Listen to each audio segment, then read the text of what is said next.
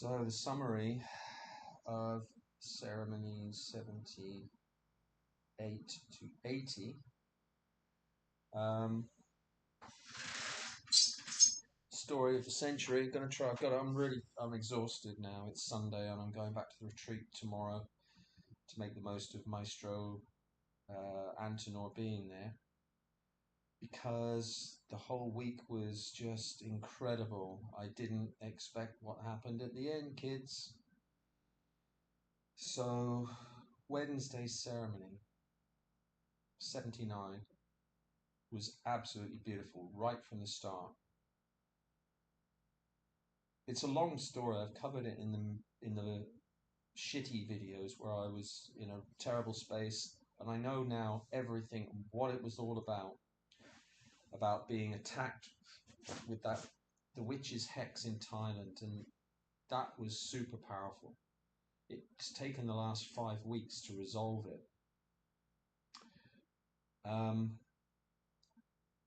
It was really interesting to find out what was really going on, and an even bigger whole scheme of things unfolded. Totally unexpected. So Wednesdays was just a beautiful ceremony, but I'd had a hard day that day. I was in a very low space because I still wasn't talking to Mama Ayahuasca like I used to. And I knew that this, even after Monday's ceremony, this hex still wasn't completely gone. I just kind of knew it. There was residue in my body and everything. So anyway, it's really difficult to explain this, but it's just for the record, because this has just been the most incredible week ever. The most beautiful ceremony I've ever had, Wednesday. I went without lunch right from the start, as soon as I got back here again at Lighthouse. And I was in a low space on Wednesday because I still hadn't been able to speak properly to Mama Ayahuasca. We were still blocked, and I didn't understand why, but it all came out in the wash. All of the stuff about the dieta being crossed, that wasn't the case. It was the witch in Thailand with the nastiest spell of dark energy that caused all my injuries, my back broken twice, my ankle twisted, everything. Taking all the pills for the pain, wrecked my stomach, almost like an ulcer. It was painful, just not too bad, but twisting when my stomach was empty. And I did get an infection on top, which normally I don't suffer from food infections, but I definitely got given a bad egg, because it was just... So I had diarrhea for 5 days before coming to the retreat. I had, just so much, even after my ankle had been fixed, and then the second retreat and supposedly fixing these dietas for 4 days each one, the mapacho, the albahaca, and Pinon Colorado, that I assumed Rust Belt. It turned out it wasn't a shaman here.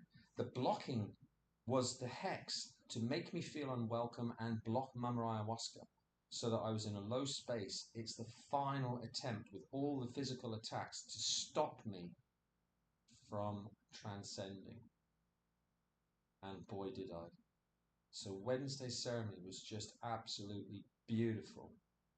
But earlier in the day, all afternoon, I was thinking very clearly. My mind was very sharp, but I was exhausted, just tired, and felt still in a very low space, thinking about this inability to, thinking that Mama Ayahuasca was still just pissed off with me after, the previous events, in the previous ceremonies, getting kicked through the door and pushed out by a dark side as I perceived it.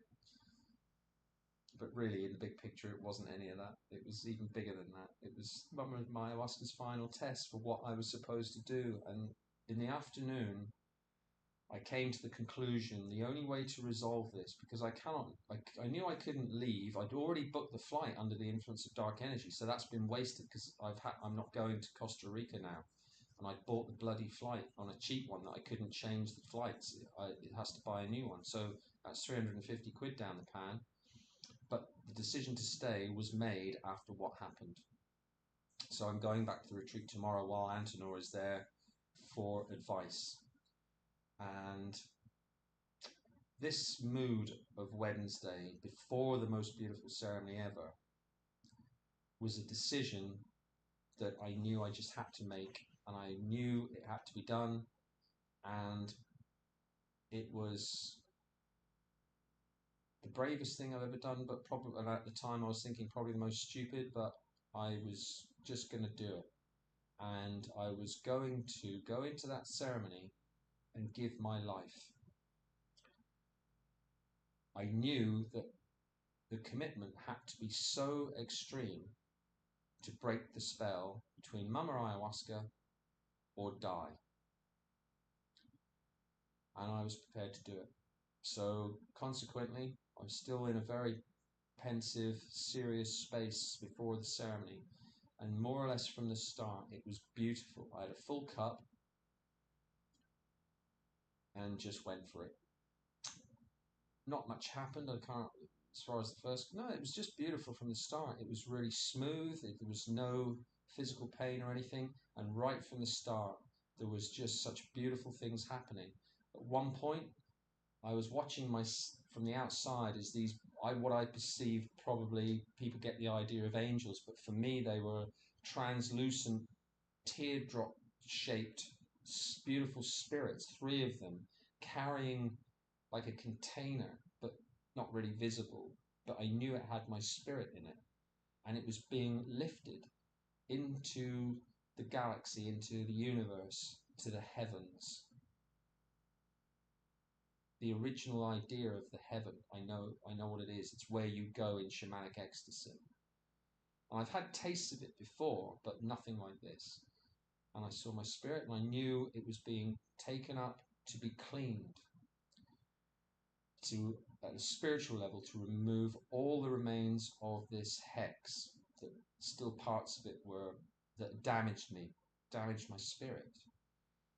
And then, because I'd made this decision to die or be accepted as the ultimate sacrifice. Again, during the day, I was thinking about Jordan Peterson's biblical stories about having the sacrifices that need to be sufficient of Cain and Abel. And Cain's sacrifices were never good enough for God. And so he was always punished, and he was envious and resentful, and he killed his brother, who was, always seemed to get good treatment. So I knew a major sacrifice, and what bigger, was my own death. And it was serious business. And I thought, that's it, it's got to be done. And if there's a dead body in the Maloka the next day, my dead body, that's the way it's got to be. But what a beautiful place to die. Of course, I didn't tell anybody about this. So I went into the ceremony knowing that that's what I was going to do. And then I still wasn't able to talk to Mama Ayahuasca. She gave me plenty of beautiful visions, but I couldn't talk to her. There was no conversation, and I knew I was still blocked. And that was the reason I had to do this sacrifice. If I was going to break this powerful hechizo, hex, there was no other way. So it was shit or bust. Die or reach salvation, to be from Mama Ayahuasca, to accept that. So that was my perception and what I was thinking. And then I was kind of being, as myself, in spirit form, just my body was just nothing to do with anything. I was gone completely, no fear, totally calm. And whatever was transporting me, spirit energy, plant energy, whatever, also kind of knew, and it was questioning me, but without talking to me. It was just a knowing. And it was sort of asking me, like, your spirit is being risen to the heavens of ayahuasca. You're prepared to die. Are you sure you know what you're doing? And my response was just, it's got to be done. I know exactly what I'm doing.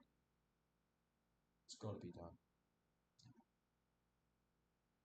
And then there were many visions. I've forgotten most of them now, but they were all beautiful.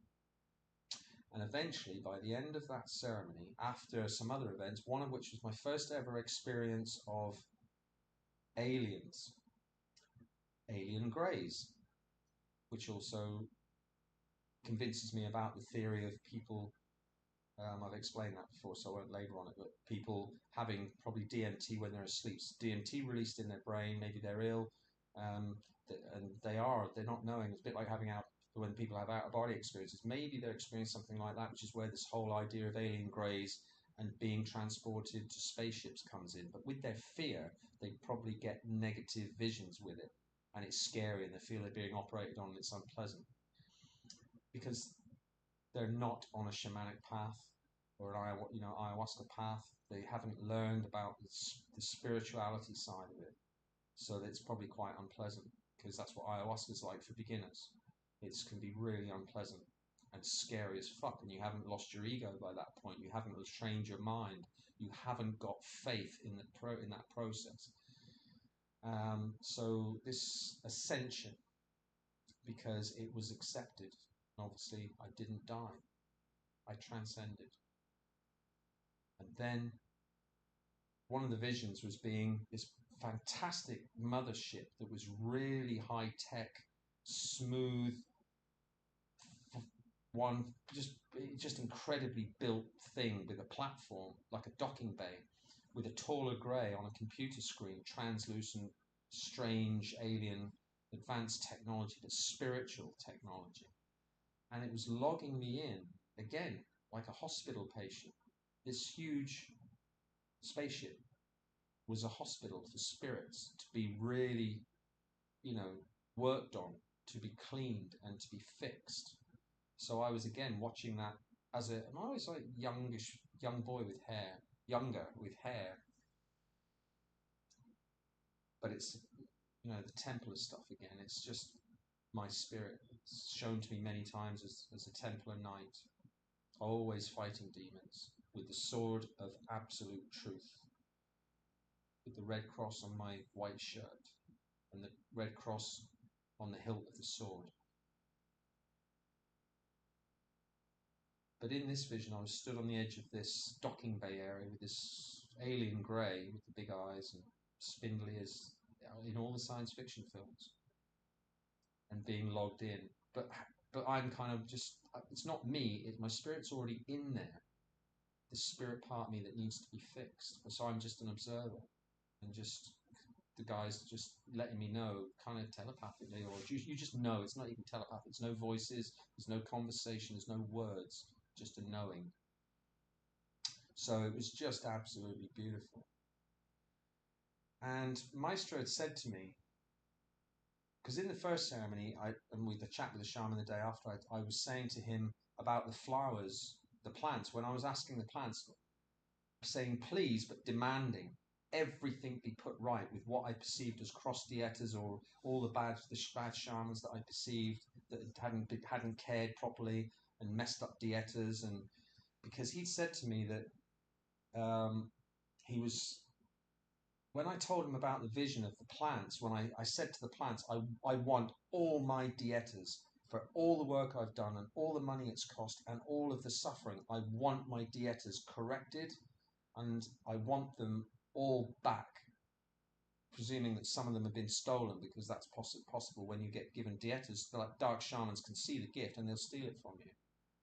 So you're not getting the benefit. So I was thinking that, I'd lost all of the health benefits through my travel for the previous 8 months, and then getting the rash, but found out that was down to the hex on top of my eczema, which has always driven me nuts. It's always, and of course, dark energy affects the mind, and it puts you in a state of depression. So everything's negative, and then because it's trying to break your faith, and when you're on your own traveling and no longer in Peru, and you're on your own, and it's so easy to get broken away from the path and become resentful because nothing good has come of it. And that's what they try to do to you, to make you lose your faith and break your connection with Mama Ayahuasca. So all of this was my perception of what had been going on at the time, erroneously as it turned out, because it was more simple than that, but more complicated in a way.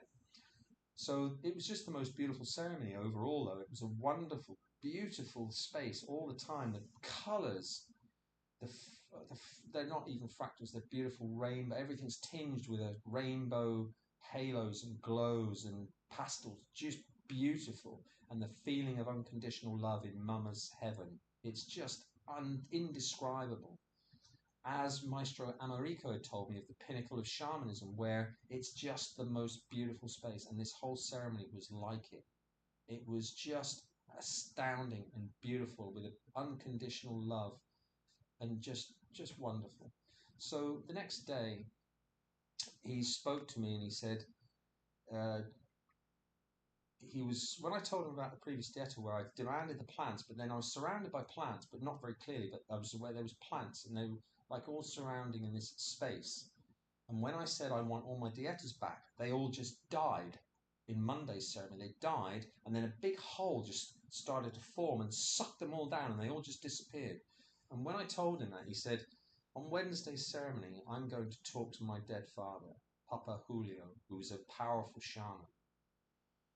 And of course, shamans can connect with their ancestors for extra help by even more powerful ex-shamans in the real world who have died. So there was him and his uncle, and his father had trained his uncle as he had trained Antenor and his brother Hyro. And I've done a lot of work with Hyro a year and a half ago. For 6 months, he was the main shaman at the retreat that time. So I know Hyro very well. And he's the older brother, and he's lovely. He's wonderful. He's a pit bull, though. Oh, God, he is the most powerful. Gino agreed he's the most powerful shaman they've had. I thought Ruspel was, but he said no. Ruspel's got a few faults, actually. He's turned up at the ceremony. He's turned up at the retreat, being hit by dark energy himself, but he's still gone for the money. And I think, I don't think it's about obligation, because he's come when he's been hit by dark energy and just been so weak he hasn't really been able to function. And Gino's, told me all this, and because chats with Gino during the day, because we're very close, me and Gino, and of course Gino gets close to all the shamans, so and with all the locals, they've got a really good understanding. Even though they may have not done much ayahuasca ceremonies, Gino's only done 6 himself, but he will become a shaman. I'm sure of that. He needs to. And Lady, I think, should too. But anyway, back to these the ceremonies from last week, 78, 79, and 80. So Maestro had said to me during the day he was going to ask, before Wednesday's ceremony, he was going to ask in Wednesday's ceremony, he was going to talk to his father and ask him what that meant with the plants dying.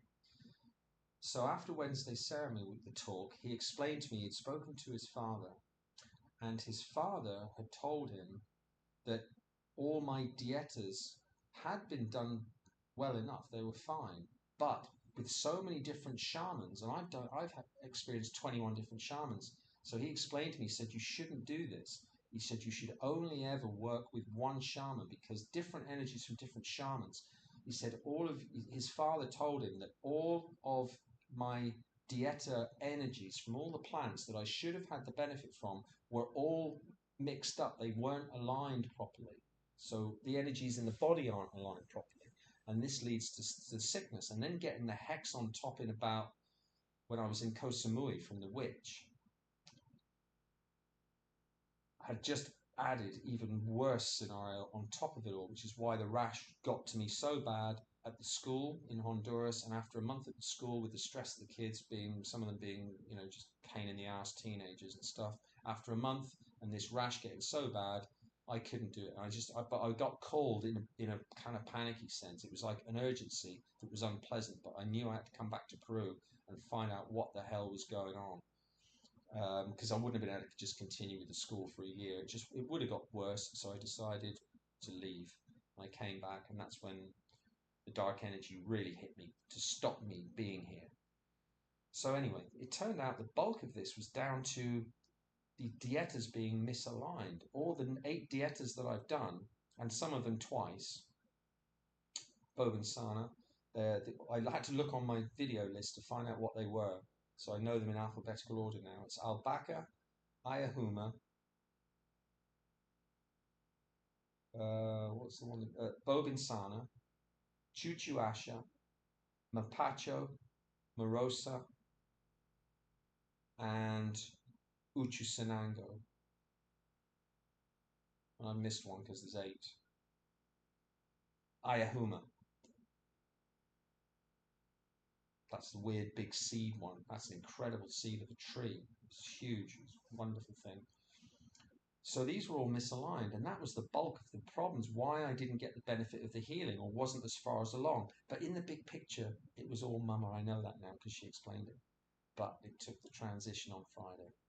Because what happened on Friday now, I had another big cup, and it was totally different. It wasn't a beautiful one again. It was hard. It had a darker aspect to it, and it didn't feel pleasant. And I vomited quite a lot in that ceremony. And it was hard for everybody at the end of the week, but amazing things happened. Later on, when the cleaning was done, like a window opened up above Maestro, sitting in his chair, and I could sort of see shadowy figures above, and that was Papa Julio and his uncle, it's not Herberto, I can't remember the uncle's name again, memory shit. But then next thing, they were sat next to him in the Maloka, and I could see them in my visions. And when he was talking to them, whispering to them, I could hear him talking in Spanish in the real world, and I could hear their responses from the spirit world as if they were in the room. I couldn't understand all of the Spanish, but I got the gist. There was an aspect of valor, and they were talking. My perception was that they were discussing me.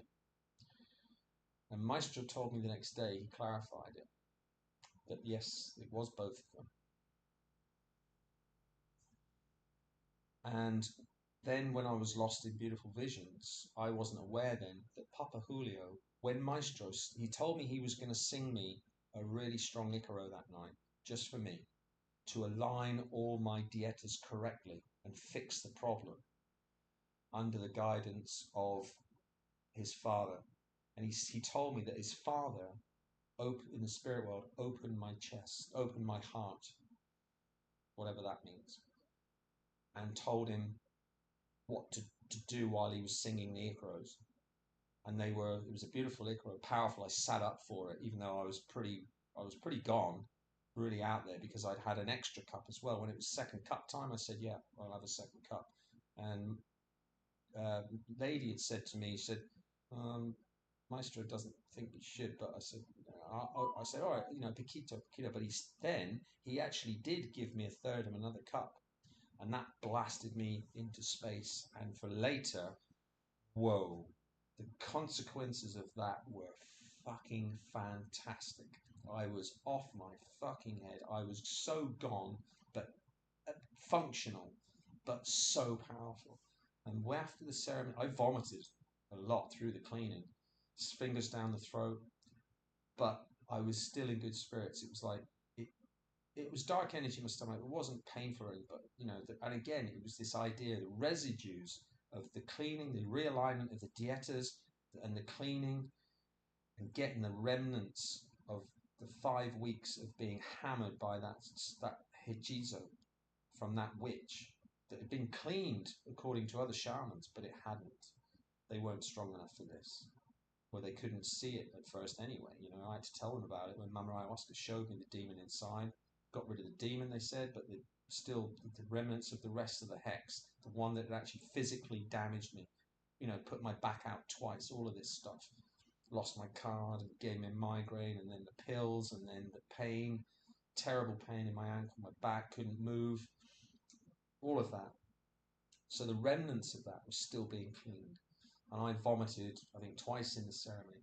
And then eventually, end of the ceremony, I got back to the room, and I was just starting to come around, but I was gone, and just everything turned funny as fuck.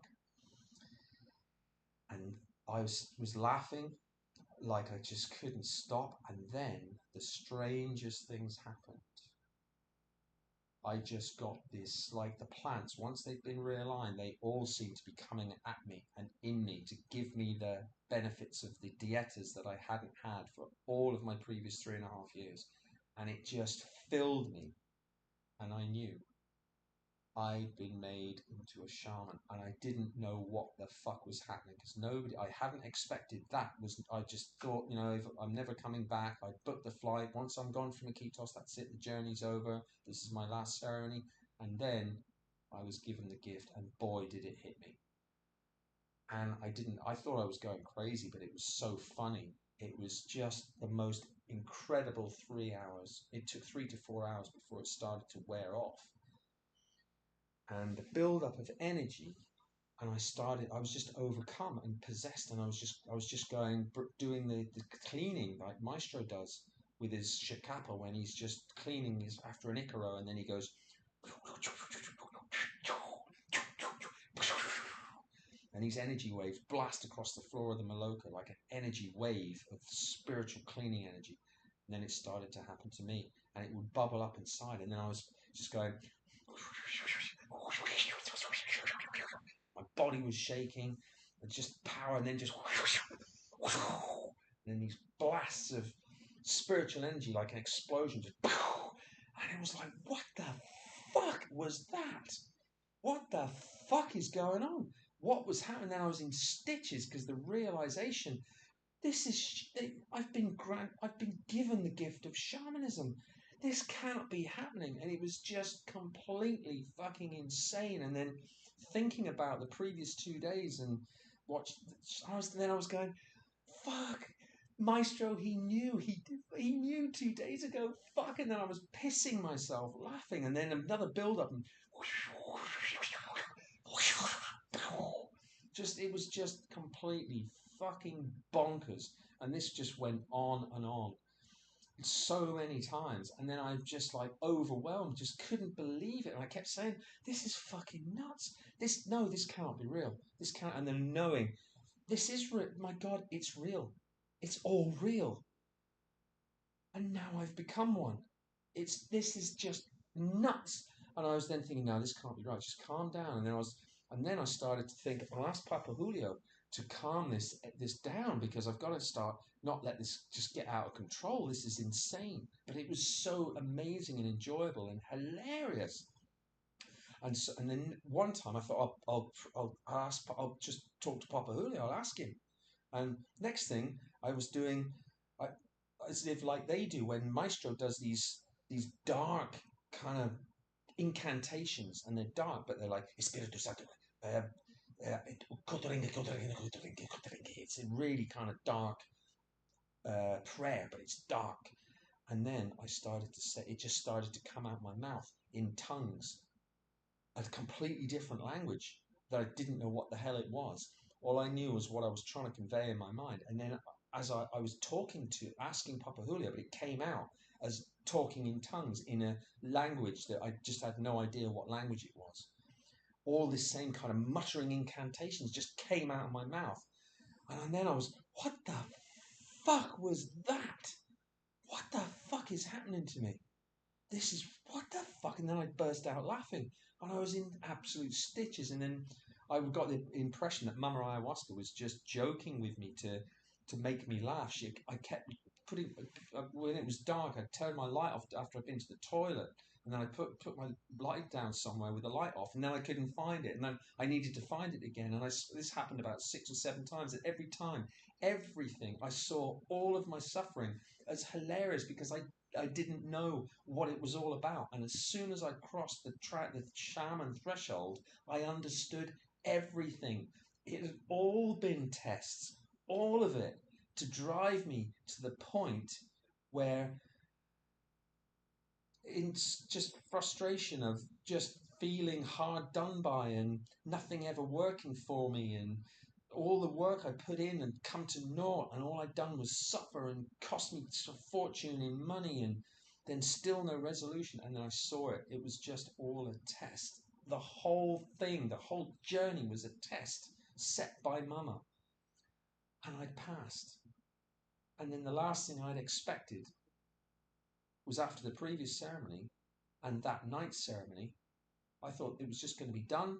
I'd have the usual kind of vomiting and diarrhea and take a long hours to come down, bathed in spiritual energy, all that stuff, the vibrations in the temples, but feeling pretty laid out and low and just, exhausted. But I had so much energy.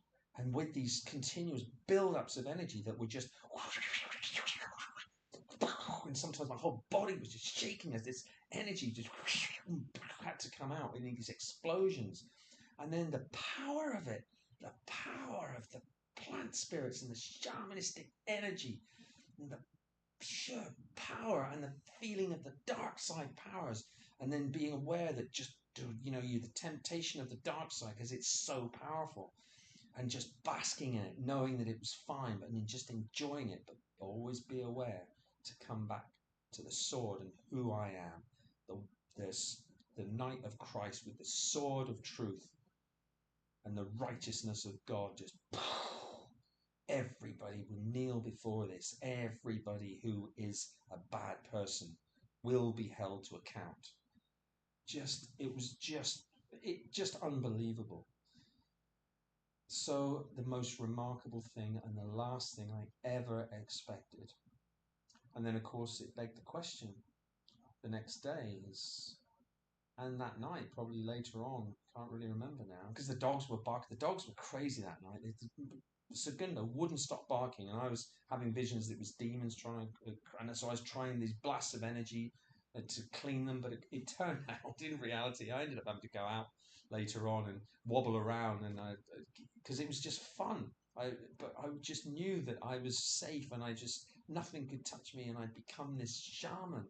But I still vomited, and I sat on the planks outside the rooms, and then vomited again because I was weak, and feeling so weak with the vomiting, and then knew I had diarrhea a couple of times, and then get weak spells, but then it recharged, and then another after smoking my pipe loads of doing mapacho and feeling the vibration, doing rapé, and the process of slowing down just came so long. Like, I didn't get to sleep till light. It was 5:30, 5:45 in the morning before I decided I really had to try and sleep, being exhausted. So I was sitting on the planks at one point, wondering what the fuck the dogs were. But as I got straighter and straighter, I went down to the bridge, and there was rustling in the trees, and it was monkeys. And that's what was winding the dogs up. Segundo particularly, he just didn't stop barking. And then all of the other dogs were there, and they're all scrabbling in the soil and under this tree. And I was trying to get them back and kick them up the arse to get back, to try and lock them out at the other side of the far door before the kitchen. But they've got away through the fence, so the next thing they've all run back again. And I was carrying two of them while I was tripping, and it was bonkers, just a nuts night, absolutely nuts. And then vomiting into the grass, and then laughing at it, and just, more dark energy. And I was just going, fuck, I couldn't believe it. I was just going, mama, thank you so much. Fuck, thank you. I can't believe this. This cannot be real. It cannot be real. And then knowing it was real, and the final miracles are real. They can happen. And then realizing how much work I had done. There wasn't another year for me to do like Rusbel had said, because he probably wanted the money when he told me that last year. That would have been another 9 months of jungle dietas. It wasn't necessary. So I'm glad I walked away, because I got it all anyway. And I only had to do another 10 since being back in Peru, but it was the sacrifice that did it. That's the transition. All shamanism goes to the edge of death, but I didn't even go to the edge. I went straight through the fucking barrier because I was prepared to die for my commitment and love of Mama Ayahuasca, and not be able to continue my life without having her in it. Which, because it was blocked, but she was all doing it. She was doing it all. It turned out, because as soon as I made that transition on Wednesday, and she was talking to me and so full of love and hugging me and telling me how remarkable my journey was, and it was only on Friday when we spoke again, and she said, Steve, it was remarkable what you did. To actually be prepared to give your life and die. You didn't have to, didn't even have to go to the edge of death and come back to get the gift. I crashed through it because I'm a fucking lunatic. And I was just, and when I knew it, I kept going, fuck, I fucking won. I fucking won.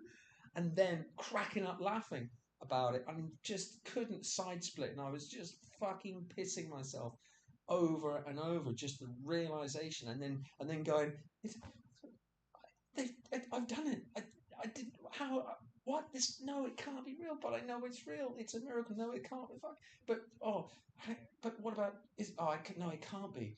Tomorrow, it won't be. It'll be gone. It was just. It's just this ceremony. It's just the planets realigning and just getting. That's all it is. No, it can't. It cannot be real. It cannot be real. Of course, it's real. And then another blast of energy. It's like, fuck it, this is real. Or have I gone mad? But if this is madness, I'm fucking loving it. It's just, and then pissing myself laughing at it. It was just insane, totally fucking insane, and the most incredible, joyous thing that I've ever experienced, except for Wednesday's vision, actually, in the spirit world, in Mama's heaven. That was beautiful, the most beautiful thing. But this was beautiful in its own way because it was me as a real person in that, still flying in the spiritual space and bombarded with spiritual energy and all the planets coming into me. And then, of course, the realization of like, shit, man. But, well, what am I going to, what do I do with it? I don't know what to do with it now. I've got to learn how to use it. But still thinking in terms of, well, I've made the commitment, I'm leaving. And then the next day I was exhausted in the morning, but still telling the guys all about it. Because there was 5 of us on that retreat and they were great guys. And so they, for them to witness that, they don't realize how lucky they were, because I was thinking about it tonight, how rare that is, because that's rarer than coming across demons or people when you're high and when you've done enough ayahuasca and you can see this sort of thing in people's behavior, how ayahuasca affects them. And of course the demons have to come out because they're being pulled out by the shaman and the ayahuasca, and then their strange behavior happens, cackling laughs. But it's not they're not, because they're out there happy and having a good time. It's the demon or a witch, and that's rare enough, and that's a privilege. I love that because I have no fear of it because I'm so advanced after 3.5 years. And a year ago I was seeing that thing. Of course, from my very first ceremony, I've been confronted by demonic possession in Jack right back at Kapatari in the very first ceremony. So I've always been exposed to it and known right from the start about the dark and the light, with the yin and yang, and the dark and the light side. And then other aspects of the vision, Mama Ayahuasca telling me that she's my mother. But those previous visions I've had in previous ceremonies of meeting what some people would perceive as the devil, but he's not. He's a teacher, because he's he is the father of temptation, to pull you to the dark side, to prove those that are weak and get pulled into it, they will suffer his retribution, whether in this life or the next. It doesn't matter. But shamans, of course, probably have to die, or what happens, maybe they'll be punished in the next life by him. And she was saying, he's your father in the spiritual world. And seeing myself exactly black and white, straight down the middle, same as Mama Ayahuasca shown me what she is when she's appeared as a snake, exactly half dark and half black, white and black down the middle. Two halves of yin and yang, malice of the dark, and the unconditional love of the light. Showing myself is exactly the same, with him as my father, and talking to him wearing like a knight's black knight, with his glowing eyes, his fire eyes, knowing that I would be held even more to account if I failed by him, even though he's my father. There would be worse retribution for me as a son of both of them, whose job it is to uphold the righteousness, especially for myself. And many ceremonies where, like when I was a shaman. Oh, and that was another vision that week. saw that same shaman again that I was before in Maestro Urias, dancing with Maestro Urias last year, in that vision where I had the snakes and the scorpions and the tarantulas on my arms. Oh, and then making them eat my flesh. And he told me also he was going to bring he brought in Wednesday's ceremony, he brought the animal spirits in. And at one point, I was weak. I'd been broken down by this spell and was having to tell the plants, destroy this body in the spirit sense, but destroy the body, eat it all to take away every aspect of that dark hechizo, the spell, and so it will be rebuilt without any infection from it at all. And at one point, like an Alsatian dog or a wolf, bounding off to take on, just protecting me and fighting demons. These animal spirits that Maestro had told me that he was going to bring into the next ceremony, or he had done in the previous one, or whatever. And he'd also told us, which worked out really nicely, that he told me after Wednesday's ceremony that his father has a very old arcana that's in his family. It's a very old one. It's the strongest they've got. And he told me that because of I complained to him that when I told him about the visions of the flowers, and I was demanding, where has been my protection after everything I've done? Where is my protection? Why wasn't I protected? And so when he'd asked the plant, a part of the alignment was, he said to me, on Friday, when we get the arcana to protect us to go back into the real world, he was going to give me that arcana. And that was what he was singing to me when his father was also looking into my heart on Friday's ceremony, which I was oblivious to because I was gone in other worlds, the spaceship and Mama's heaven. So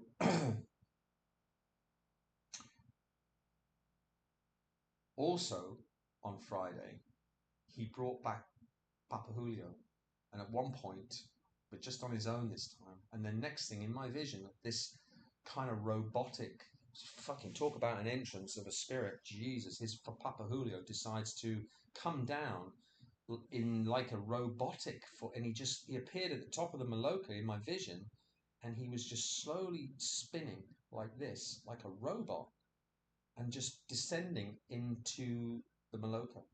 And he had like a helmet on with like lights for eyes, like a robot, but all this bronze metallic robotic armor, and just slowly spinning with like almost different aspects to three faces on a head, with this kind of pointyish helmet like in armor.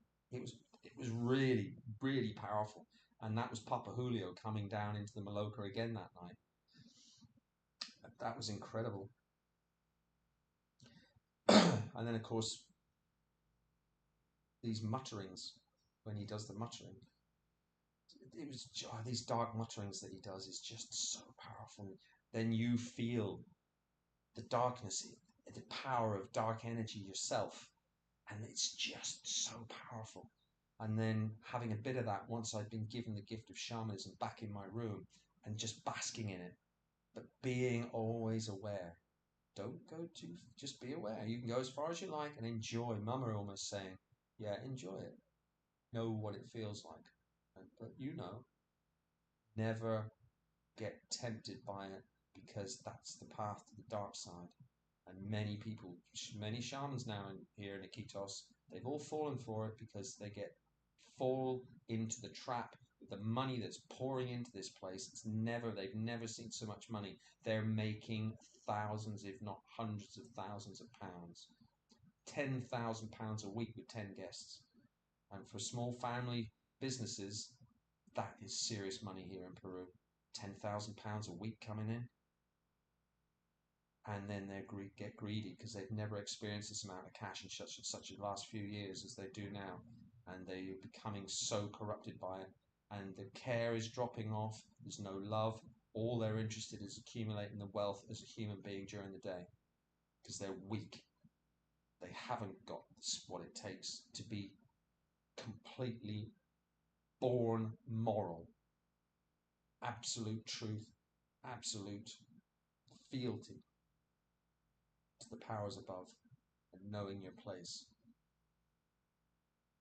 and being responsible and showing yourself as the true example of what it is to be incorruptible. And I'm not saying I'm not corruptible, because I don't know yet. I've literally just come into this world at the next stage.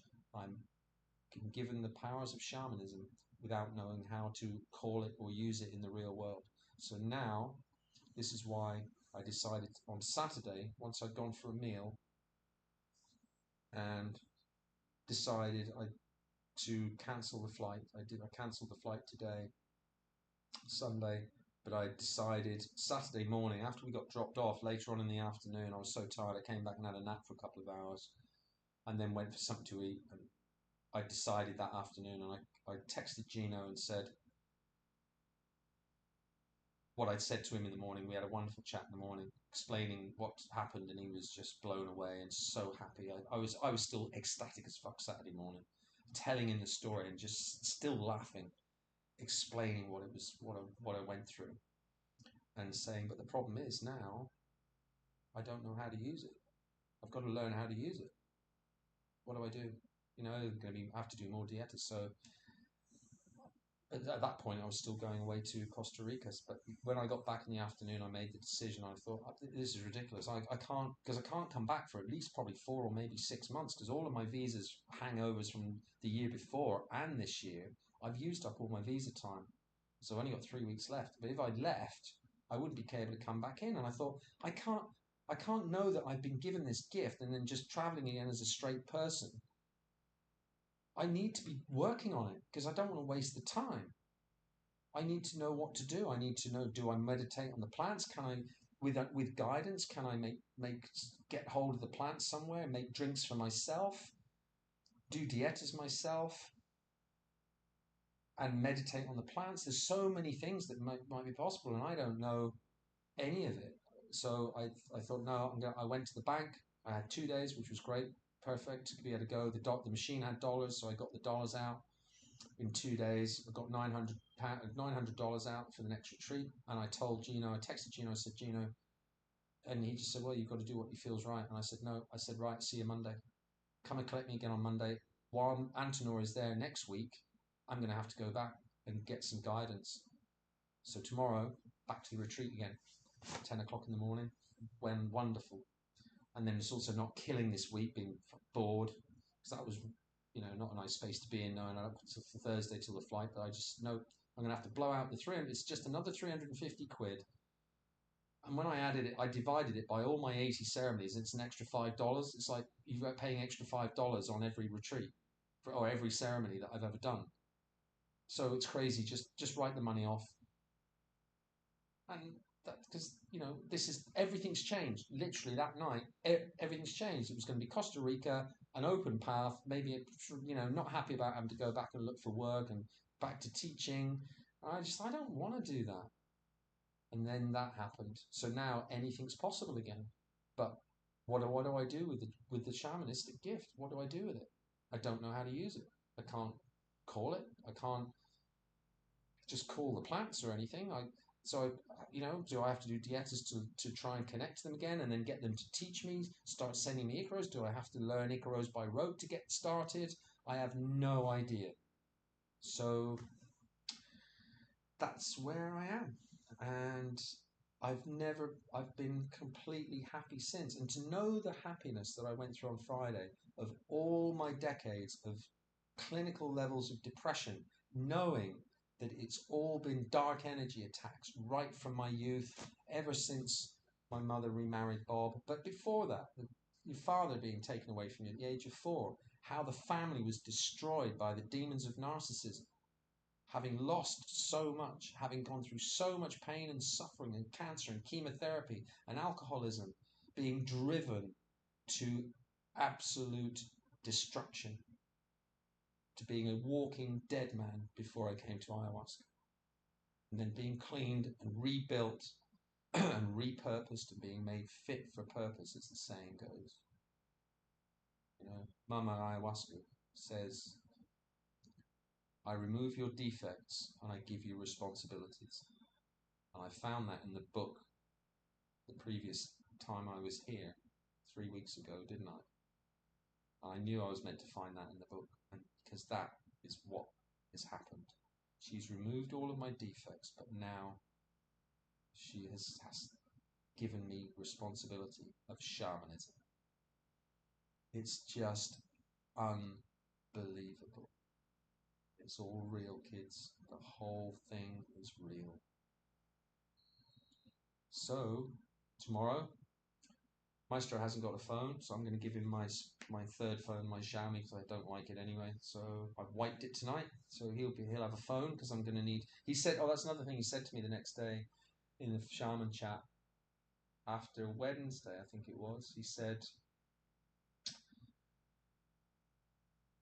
about realigning my dietas and giving me the arcana on. He'd give me the arcana on Friday. He said, but if you ever have problems in future by any attacks on you, he said all you have to do is meditate on me. And he just went up here. He said, I'll pick it up. And it'll be, oh, someone wants me. Ah, it's my friend Steve. He needs help. And then he said, if you're being attacked by dark energy or like a dark shaman, he said, I will send the powerful energy and destroy it. It's like, so now I've got his family, strongest family arcana, old one, old magic from his family lineage, protecting me. He said, oh yeah, and back to the zoo. When we went to the zoo and saw this anaconda, 4-meter anaconda that he's got as a pet there on the grass and being able to touch it, knowing that I was going to be given that energy at the arcana. He said, I will wrap you round in the spirit energy of the anaconda as protection, and anyone who tries to attack you, the snake will get them back. It will be fired back on them in return. They'll get it back at them. And then the family arcana, the protection of Maestro. So that's why I'm giving him the phone, so he can get back on WhatsApp and always have contact with him.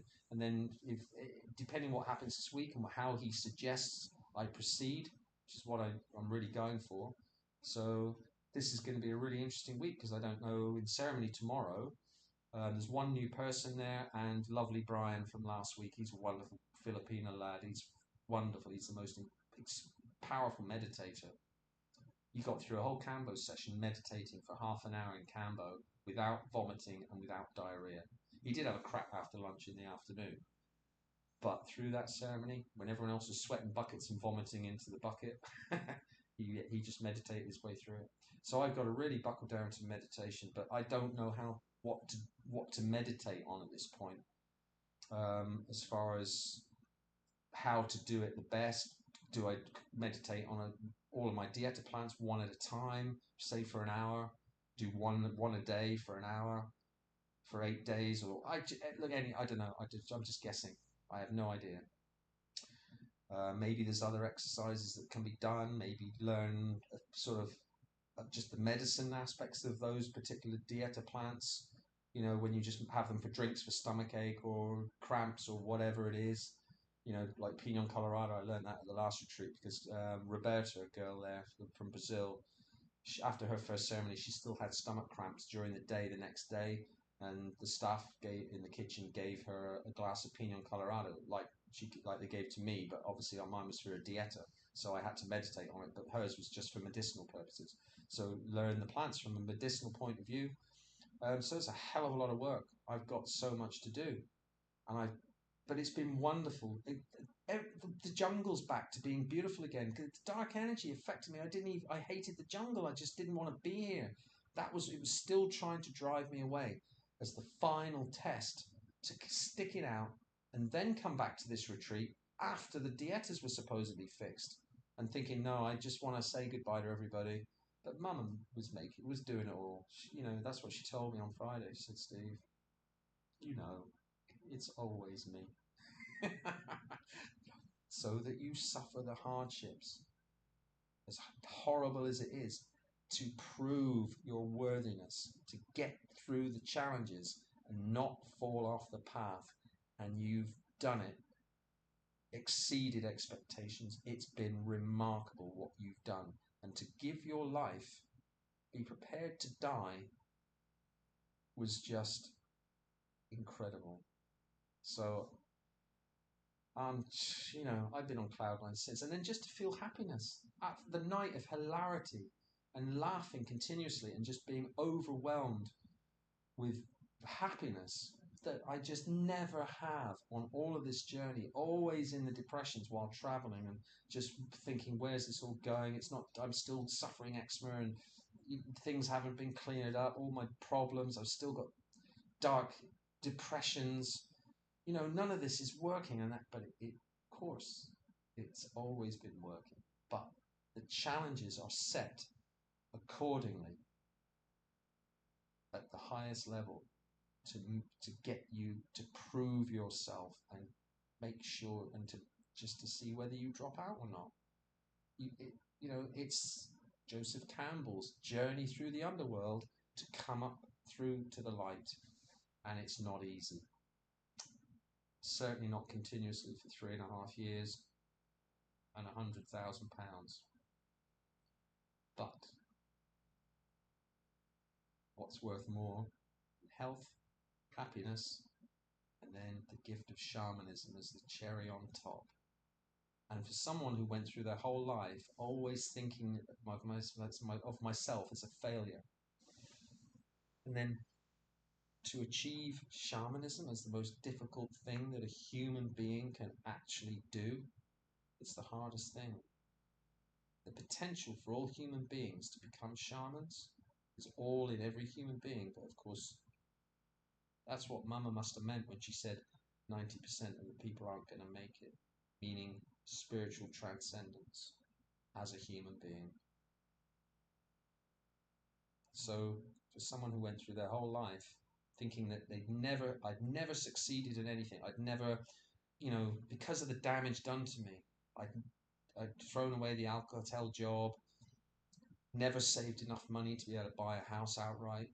And of course, being left mum's house, giving a quarter to Terry, that so many times I allowed myself to be resentful for that, because thinking, oh, that would have got me through another 3 years or bought me a little shack somewhere, because that was part of the test as well. To go through those worries of thinking, oh, I'm running out of money, that what, am I going to end up on the street? No, and I just sort of have to go back to the real world when I'm not. There's nothing I like about it. It was all part of the continuous tests. So now the future is open, because who knows what might come of it. You know, maybe Maestro would, or maybe even Josh. You know, you never know. I'm kind of hopeful that Josh might, when Josh finds out, he might allow me to stay at the retreat as a facilitator come trainee shaman along with the different maestros for food and board. Who knows? You know, but I'm just going to have to let it unfold. I don't know what's going to happen, so it's really exciting. And just to be able to walk around Iquitos, because that was the other thing. When all the time I was thinking that it was a dark shaman that was attacking me here, because that's where the wall was. I was convinced that there was a dark shaman still after the hex had supposedly been fixed, but it wasn't.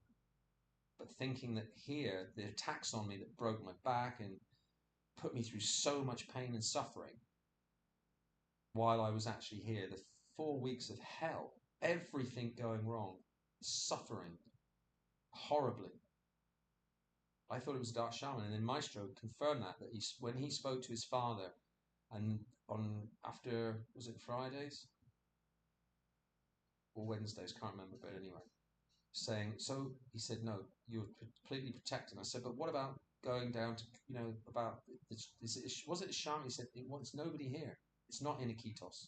It was the Hechizo from his father confirmed to him that it was that bad spell from the witch in Thailand that caused all of that, and was trying to block me, because it wants to block me from the final step of transcending. And it nearly, you know, it didn't, because I was here, but fuck it, you know, if I hadn't come back to the retreat for this week, and I wanted to leave, I just wanted to get the fuck out. After the last retreat to fix the dietas, I didn't want to see any jungle ever again. I was going to leave my boots. I'm still going to leave my boots behind. Never want to see a jungle again. Get on the plane and get the fuck out of Iquitos and never ever come back to Peru. That's what I felt. And then something just made me think, oh, I'm gonna have to just finish this last retreat just to say goodbye to everybody. I'm here. Another £1,000 not gonna make any difference. So just do the last retreat. And of course, this retreat was everything. So, and then of course now it's gone on again to the next stage because I'm going to go back again and to find out what the hell I'm supposed to do with all of this and how to learn how to use it. So it's just been the most incredible thing that's happened, and I just never expected it, or let alone see it coming in any way, shape, or form. It was all down to being prepared to die, to prove myself. And that is the edge of death. And of course, I didn't even realize at the time, you're giving your spirit and prepared to die. It's way more than the edge of death. It's dying, going through actually being prepared, having your spirit, give your spirit to Mama Ayahuasca. No fear, just give it, because I cannot live in this world anymore, not knowing, thinking that Mama Ayahuasca I wouldn't have, and the whole of the 3.5 years just wasted, that Mama Ayahuasca was just cut me off. What it would have seemed I've just done it all for nothing, and I couldn't live with that. So it made no difference to me. All or nothing, full commitment or die, and I did it. And of course, I didn't die.